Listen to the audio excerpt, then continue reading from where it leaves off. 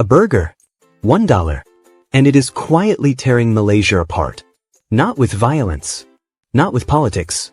But with something far more powerful: hunger, economics, and the unstoppable force of a really cheap meal. If you've ever stood in a Malaysian food court, looked at rising prices and thought, I just want something affordable that actually fills me up, this video is for you. Because what's happening across Malaysia right now is bigger than a burger. It's a shift in how millions eat, survive, and define themselves through food. Stay with me. By the end of this video, you'll never look at a cheap burger the same way again. But wait, before we begin, please subscribe so you never miss any of my essential content. Comment "I subscribe" below, and I'll personally welcome you to the community. With that said, let's get started. Let's go back to 2019. A small burger kiosk opens in Shah Alam. No branding. No air conditioning. Just a griddle, a plastic stool, and a handwritten sign. RM5 Burger. The owner, Haikal, 26 years old, had RM3,000 in savings and a recipe from his mother. Within 3 months, his stall had a queue of over 150 people every night. Within 2 years, he expanded to 40 locations across Selangor and Johor. And the price? It barely changed. Because the price wasn't marketing. The price was the product. That's where this story begins. Now here's a number you need to hear. Malaysia's street food economy is worth over RM10 billion a year. Yet within that system, ultra-cheap burgers, priced between RM3 to RM6, are growing fast. According to SME Corporation Malaysia, low-cost food kiosks grew by 31% between 2020 and 2023. 31%. In just 3 years. So why is this happening? And who is it helping or hurting? Let me introduce you to Azman. Azman is 52. He's run a nasi lemak stall near Chow Kit for 18 years. Waking up at 3:30 a.m. Cooking sambal. Serving regulars who've known him for years. His business paid for his family's needs. It worked. Then things changed. First, fewer customers. Then slower days. Then one evening his son pulled him aside and showed him something. A burger stall 2 streets away with a queue of over 200 people. People who used to eat at Azman's stall. Within 8 months, his foot traffic dropped by 40%. 40%. Gone. Now before you judge those 200 people, don't. Because the truth is simple. Malaysia's cost of living is rising. In 2023, inflation hit 3.8%. Wages, especially for the B40 group, haven't kept up. A family earning RM3,500 in Kuala Lumpur isn't eating out for enjoyment. They're eating to survive. And when survival is the goal, a RM5 burger that fills you up isn't just food, it's a lifeline. That's something you need to feel. But here's where it gets interesting. A 2022 study found that ultra-cheap fast food triggers about 23% more dopamine response than mid-range meals. Not because it tastes better, but because it feels like a win. Getting more for less activates the brain's reward system. In other words, the $1 burger isn't just feeding you. It's rewiring you. And the people behind these models understand that. But here's what no one is talking about: the hidden cost. What's actually inside these burgers? Under Malaysian regulations, burger patties must contain a minimum level of meat. But enforcement at street level is inconsistent. A 2022 investigation found some patties contained as little as 40% actual beef, the rest made up of soy, starch, and additives. Is it illegal? Sometimes. Is it harmful? Long term, it can be. Especially for kids eating it regularly. Which brings me to Siti. Siti is 34. A single mother in Penang with 2 children, 9 and 7 years old, living on RM2,200 a month. She's not careless. She's doing her best. And for 8 months, that meant feeding her kids low-cost burgers 3 times a week. It was fast. Dude, the kids loved it. At RM5 per meal, it was the most affordable hot food she could find. Then her son's school nurse flagged something during a routine check. Her youngest, 7 years old, had sodium levels on the high end for his age. The pediatrician asked about his diet. Siti already knew. She connected the dots instantly. That moment, The look on her son's face when she said they had to change how they eat became the turning point. Siti didn't panic. She didn't completely abandon affordable food either. She made a smarter move. With help from a community nutritionist at her local klinik kesehatan, she created a simple routine.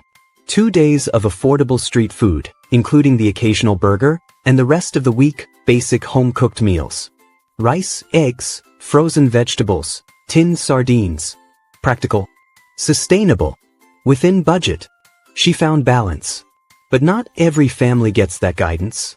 And that gap, between access to cheap food and access to nutritional knowledge, is one of the most overlooked issues in Malaysia's food landscape. And here's something that surprised me. The same ultra-cheap burger model was tried in Indonesia and Thailand around the same time. In Indonesia, regulators and consumer groups pushed back hard. The model never scaled beyond a few cities.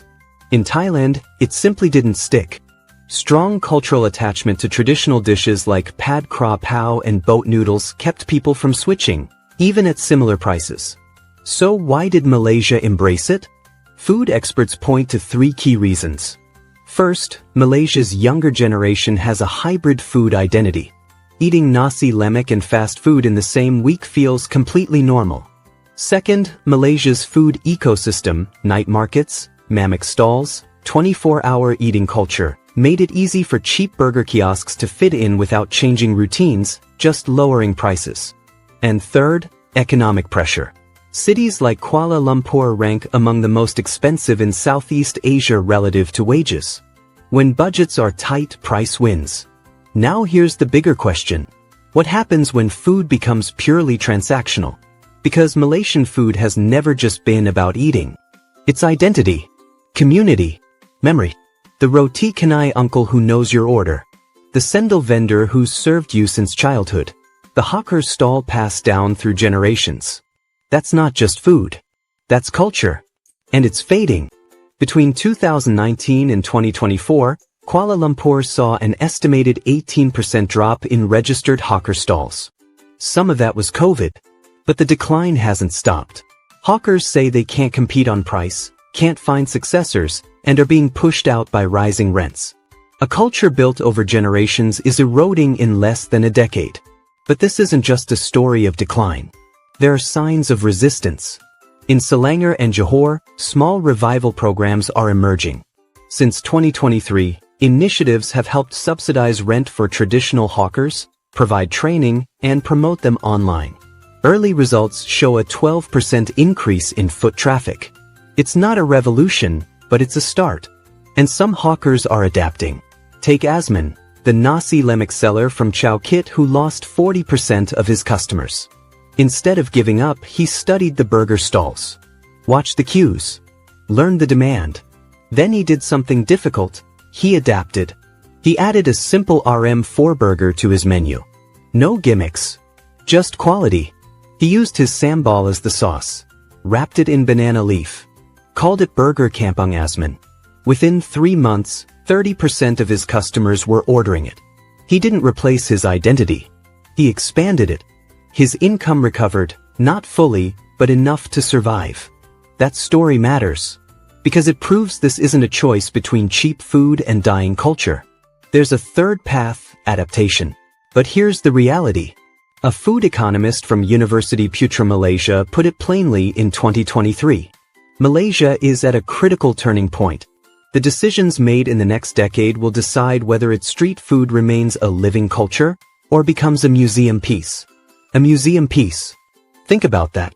The sounds, smells, and energy of a hawker stall reduced to something your children only experience in an exhibit. That future isn't guaranteed, but it's possible. And the $1 burger, simple as it seems, is part of that story. So here's the takeaway. Every time you choose where to eat, you're casting a vote. Not a dramatic one. Just a small, daily decision. A vote for tradition or a vote for convenience. Neither choice makes you right or wrong. Life is expensive. Survival matters. Siti was right. Azman was right. And you're right to think about both. But awareness is where it starts. So let me ask you, is the $1 burger saving Malaysian families? Or slowly erasing Malaysian food culture? Is it a lifeline, or a slow fade, or somehow both? Drop your thoughts below. Tell me where you're from. Tell me what you're seeing. Because every perspective matters. And if this made you think differently, even about something as simple as your next meal, share it. Not for the algorithm, but because someone else needs to hear it. See you in the next one.